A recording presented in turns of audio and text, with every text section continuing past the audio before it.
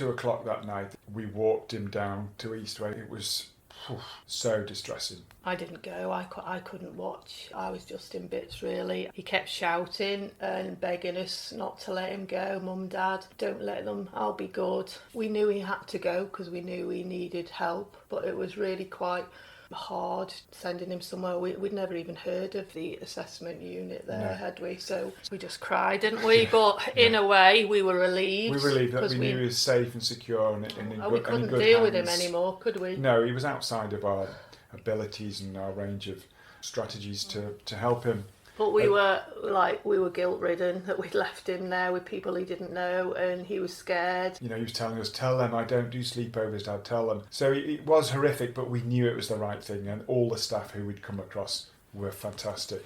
The next day we had a meeting, an online meeting, and I can just remember seeing about 13 people all looking at us and telling us how they were going to help us. And it was just an array of professionals, a range of absolute experts in their field, and you thought, wow, this is our team of not just people. We're surrounded by people that care for us, support us, love us, do anything for us, but they're not experts in the field. They haven't got access to resources. But it was kind of the first time we went, phew, we're going to get some proper professional help. And they couldn't have reiterated that more, articulated in a really comforting, supportive way. So it was a really reassuring meeting. That gave us a lot of confidence, didn't it? Yeah. I mean, it wasn't without its problems. Like, I think after a couple of days, they were going to let Sam out, and his bags were all packed, and he came out, and they told him that he wasn't going to be able to contact the young lad that he was obsessed with, and he just attacked me in front of all the staff. That incident meant that they'd seen the true Sam. They took him back in. We could see that, well, they're actually now implementing some real life, day-to-day practical things that Sam needs proper help with from a professional, not just his mum and dad.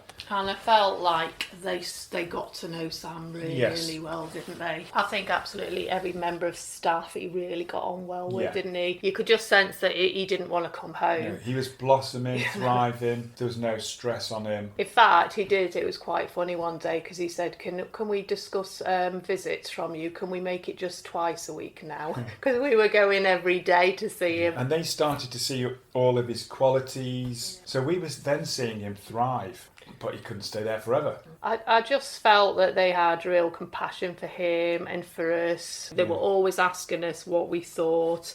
Our opinions counted for a lot, didn't they? And then we'd have a professional meeting, it'd be minuted, they'd look at the actions from the previous meeting. That gave us a great degree of confidence and reassurance. And it was all done with a good humour at the appropriate time. So it was professional, but it was human as well. Yeah. But then I kind of realised then that Sam was settling in a bit too much, wasn't he? And we needed to look at the next stage. And it was agreed that Sam couldn't come back to live with us. They'd suggested the place that he eventually went to about a few months earlier, and we'd looked at it and thought, this isn't Sam. So we'd kind of said no, didn't we? And we popped up to visit them. If they can have banter with Sam and make him laugh, he'd really enjoy it. So our mindset changed, and then he knew that he couldn't come back home. That was distressing for him. So that kind of broke our hearts. So they took him up. He lasted a couple of minutes. He was really quite distressed, wasn't he? He said it wasn't for him. It didn't feel like home. So they took him out of there. He was planned to go another time, but it was really good. They looked at that, thought, no, it's a bit too early. He needs to process it. He needs to calm down a bit. So they were always sort of they were really professional about that. Let's do it slowly,